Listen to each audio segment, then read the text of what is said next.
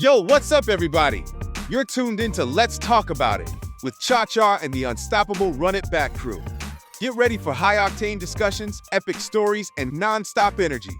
Let's get it started. All right. Y'all know what it is. It's that time. We got Cha-Cha, who's always in the building with another episode of Let's Talk About It. Who comes out a winner? Me. Griffin once again. Undefeated champion of the world.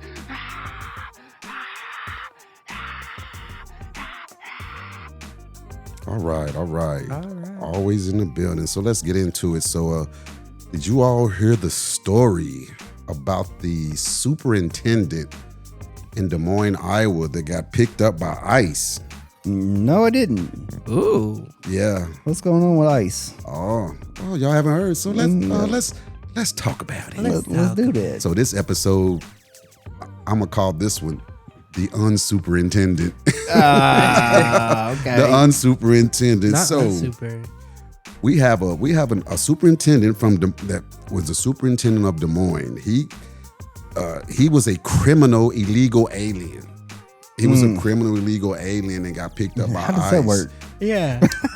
And not only that, he's been the superintendent, I believe, since 2023. So it says U.S. Immigration and Customs Enforcement arrested the superintendent of the Des Moines, Iowa public school system. His name was Dr. Ian Andre Roberts, and accused him of being a criminal illegal alien with a prior weapons charge.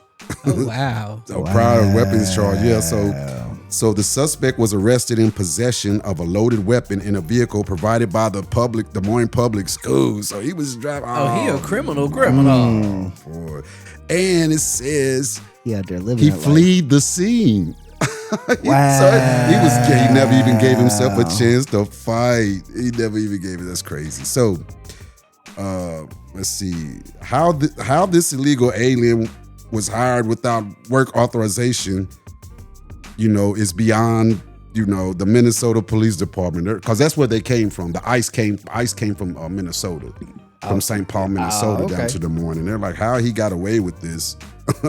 So let's talk about who this man is. Let's talk about Who is Ian Roberts? Let's get into that first before we get into who's this guy? Yeah, because finding out who he is will make you understand how he became an illegal alien. So once again, his name is Ian Andre Roberts. He was born in December 18, 1973, and he's from Guyana. Ghana? Guyana. Oh, Guyana. Guyana, I'm sorry. Yeah, Whatever yeah, it's Guyana. It's Guyana. Yeah. I said the country way. Real? Yeah. But, yeah. he first entered the U.S. in 1999 on an F1 student visa in Des Moines.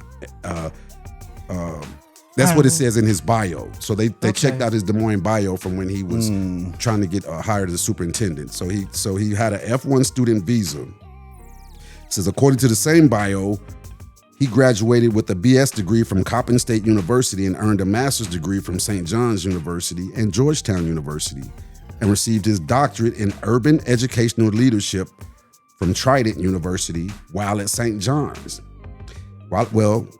At Trident, and then while at St. John's, he specialized in the 800-meter dash. He was an athlete too. Wow. He was an athlete too. And he went on to compete in the 2000 Olympics in Sydney, Australia for Guyana. It says he started as superintendent of Des Moines Public School District on July 1st, 2023. Prior to that, he served for 3 years as superintendent of the Mill Creek Township in Pennsylvania. Let's see, his 2+ decades career in education also includes administrative role in St. Louis, Baltimore, Washington D.C., and the South Bronx. Because his mother he came here also with his mother and father in New York. They lived in New York. So. And you said in South Bronx? Yeah, that's where his educational background takes him. That's how he ended up at all of those schools like St. John's and all of that. Yeah.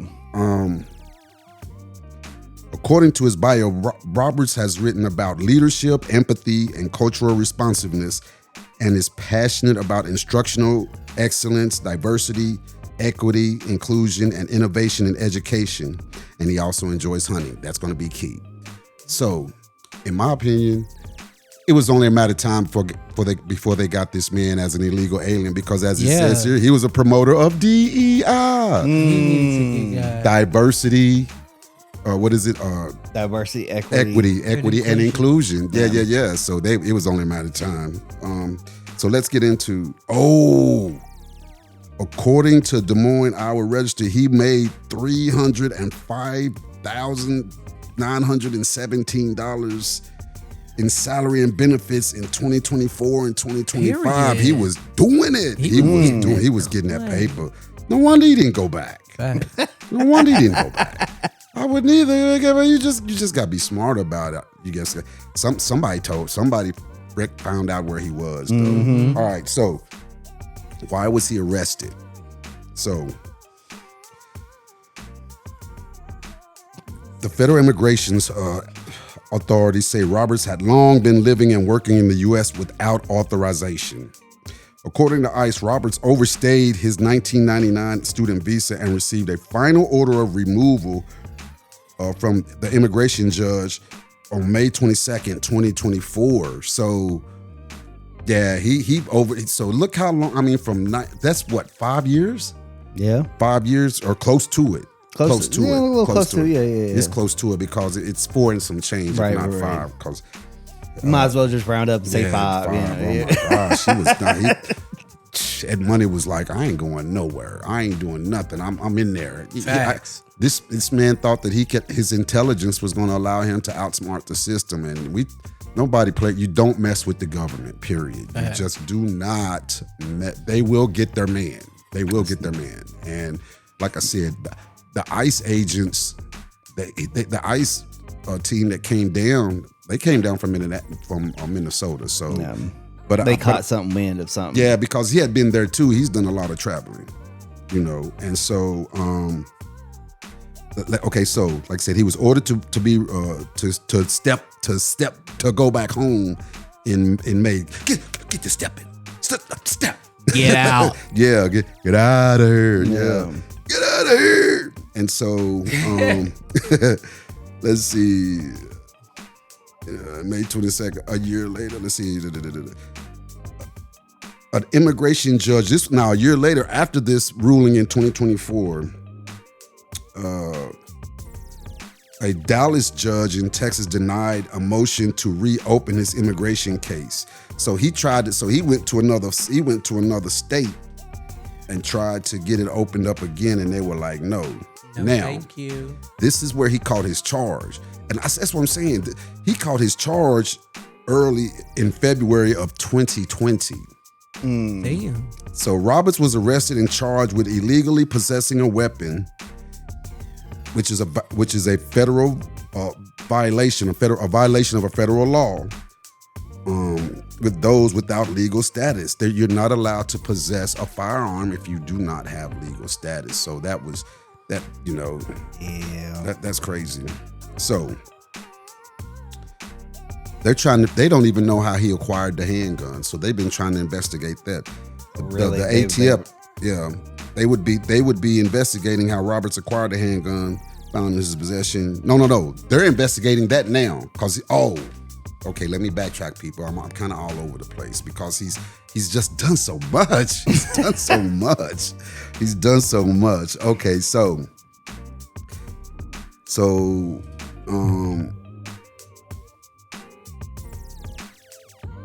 he's currently being held in a county in western Iowa right now. But when he fled, they caught him with when they pulled him over, he fled the scene, and when they caught him, he had $3,000 on him, a handgun, and a hunting knife. Because he said he likes to go hunting. Okay. So he so that's likes why to I go said hunting. Yeah. So yeah. What is he hunting for? Yeah. Right. That's what I said. He's an athlete, a scholar, and a hunter. He's just a well-rounded human. Yeah. He's just a man of all jack of all trades. So why didn't he just do what he was supposed to do? All he had to do was just do what he was supposed to do. Facts. That's it. So boy, he should have. You know what? I'm gonna tell you. This is the thing that gets me, cause he was a distance runner. Of course, being from Guyana, he was a distance runner. Yeah, so they got wind beneath their feet. why didn't he just run? Why didn't he just run? Because he knew they was gonna shoot his ass. It don't matter. He got faster than a speeding bullet. Mm-hmm. And plus he had 3 G's Usain on Bolt. him. 3 G's. He's a smart guy. He could have survived out there. He said he's a could've smart went- guy. He's a smart He guy. could have just went home without getting deported He's a smart guy. He's with a $3,000. three That would have got you grand. back home. Facts. I'm not lying. I know you ain't lying. Just That's go the ahead and fun. go back since y'all gonna send me back in handcuffs anyway. I ain't going back. You know what I'm I saying? ain't going back. I ain't going back. And guess yeah. what? Guess where he's going now? Back. There you I going can't back. believe that. I can't believe that he's done so much. He has done so much, and just, I mean, and would not just. I mean, I don't know. I can't believe he did all that. Like he did that type of stuff and still end up being superintendent. They didn't notice everything. But no. wasn't record. Well, that's the thing, though. Well, yeah.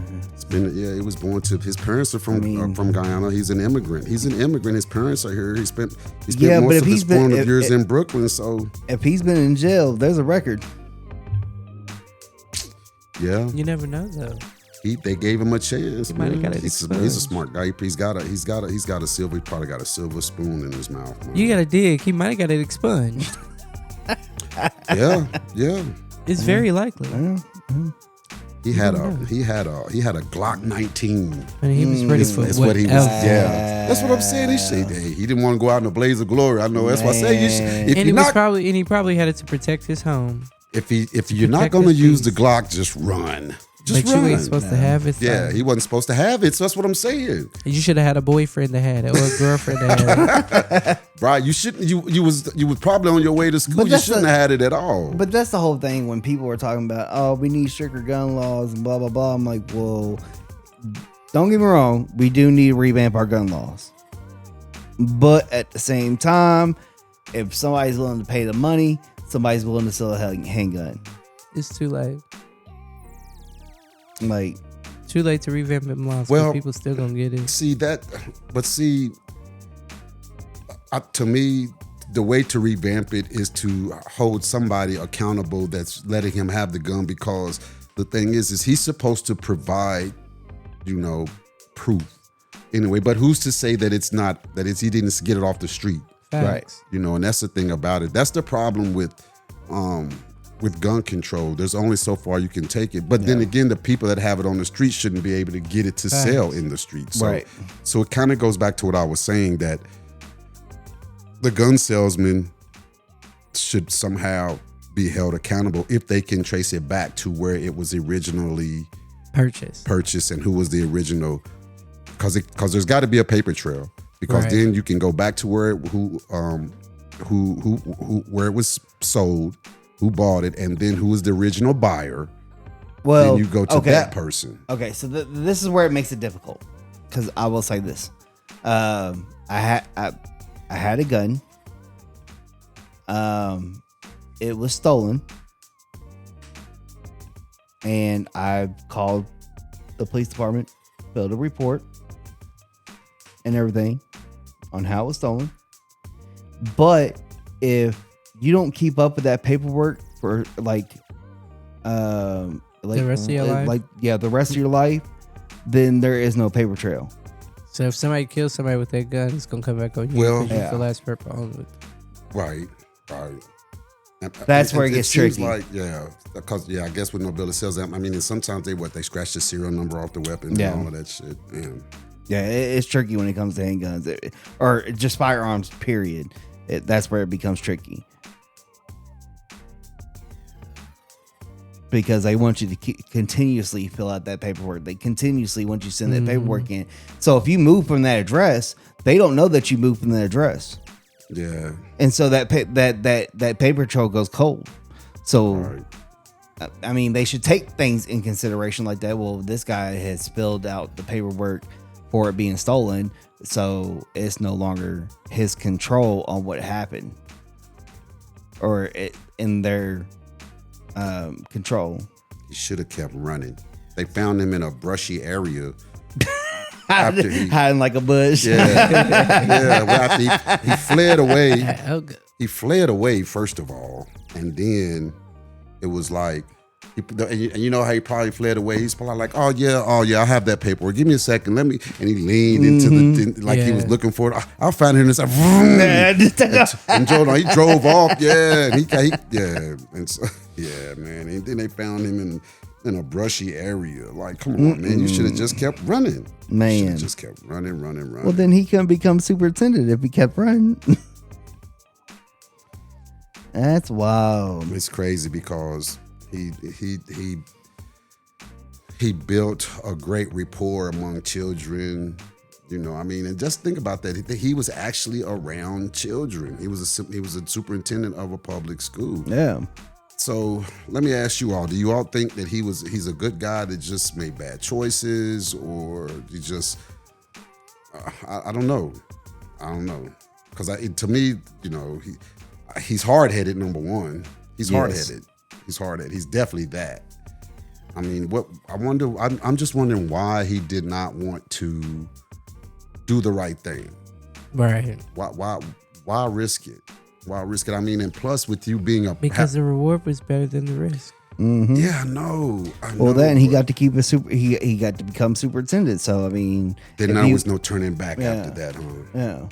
And if they didn't catch it on the background check, because I would think that for a superintendent or anything of that stature, they would do an extensive background check. And he had a silver tongue, man. His accolades were so great. You know what I mean? So if he survived the background check and then the drug test, then yeah, I wouldn't have said shit neither. I wouldn't have been like, I didn't say it. Like, I didn't lie on it because y'all didn't ask me. I mean, his credentials were so great that they didn't even want to do a background check. They were like, there is no way in hell that this man could be an illegal immigrant. If anything, not that. Yeah. You know, if anything, not that. There is no way that this man, plus he's been a superintendent here. He's done this over there. Yeah, even with him being an illegal immigrant, on paper he's beautiful. And like, on even deeper papers, he's like I'm surprised they didn't even catch that in the first superintendent job he had. Right. But at the same time, like, yeah, like you already had a superintendent's job somewhere. They're not really good. They're probably. We're not going to waste. We're not going to waste your time. We know. Yeah. You know. We're not going to insult you with this. That's crazy. Right? Let me go back and look at this one more time. Because I want to see exactly how many people did pass on him. I mean, why they let him pass? I mean, how many? So,